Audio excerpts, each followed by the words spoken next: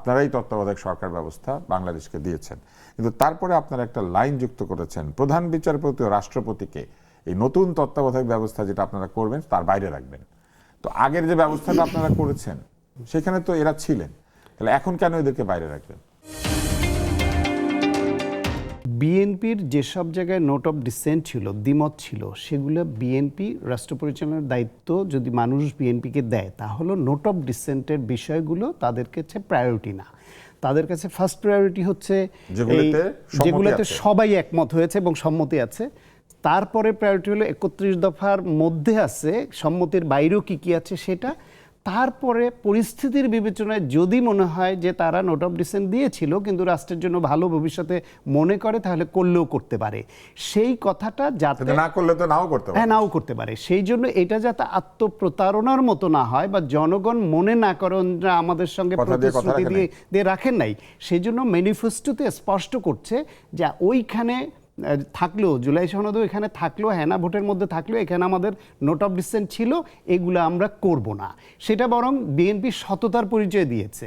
তারা কিন্তু ওই 10%-এর দ্বিমত যেটা ছিল সেটা ওই সনদে থাকারই কথা ছিল না, তারপরে রেখে বিএনপিকে পরিস্থিতি তৈরি করলো সিগনেচার করবার জন্য। কারণ বিএনপি যদি তখন এনসিপি সিগনেচার করেনি কিন্তু এখনও, তারপর ওইটা বড় ইস্যু হচ্ছে না, কিন্তু বিএনপি যদি ওইটা সই না করতো তাহলে কিন্তু ওইটাকে কেন্দ্র করে এই সরকার নির্বাচন কবে দিবে না দিবে ওইটা একটা ভিন্ন প্রশ্ন দাঁড় করাতো।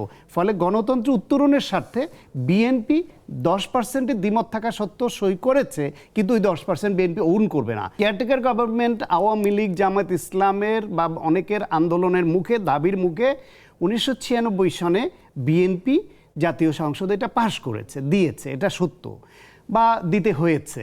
প্রথমে তো দিতে চায়নি, দিল। সেই তত্ত্বাবধায়ক সরকার হওয়ার পরে তার কোনো ইয়ে হয় নাই, মানে কোনো সংস্কার রিভিউ কিছু তো হয়নি। তার মধ্য দিয়ে কিছু ত্রুটি ধরা পড়লো, যেটা আমরা 2006 সালে এসে টের পেলাম যে তত্ত্বাবধায়ক সরকার প্রধান কে হবে। এই প্রধান কে হবে, তিনি চিফ জাস্টিস হবেন।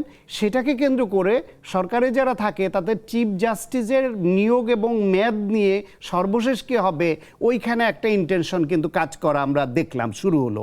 এটা নিয়ে প্রশ্ন তোলা শুরু হলো। দ্বিতীয় হলো গিয়া তিনি অপারগতা প্রকাশ করলে কে হবেন, এক পর্যায়ে রাষ্ট্রপতি নিজেই তত্ত্বাবধায়ক সরকারের দায়িত্ব নিতে পারেন, এইরকম ক্লোজও এখানে আছে। এতে করে রাষ্ট্রের দুইটা গুরুত্বপূর্ণ ইনস্টিটিউশন কিন্তু প্রধান বিচারপতির পদ এবং প্রেসিডেন্টের পদ, এই দুইটাকে যাতে বিতর্কের ঊর্ধ্বে রাখা যায় এবং এই দুইটা থাকার কারণে যেন যারা রাষ্ট্র পরিচালনা আসে তাদের কোনো ব্যক্তি বা কোনো গোষ্ঠীর যাতে ব্যাড ইন্টেনশন তৈরি না হয়, লোভ তৈরি না হয় যে একে সর্বশেষ প্রধান বিচারপতি বানাতে হবে বা একে রাষ্ট্রপতি রাখতে হবে, ওনাকে ডিফল্টার বানিয়ে একে করতে হবে, সেই সুযোগই যাতে না থাকে। এটা তো বড় একটা সংস্কার।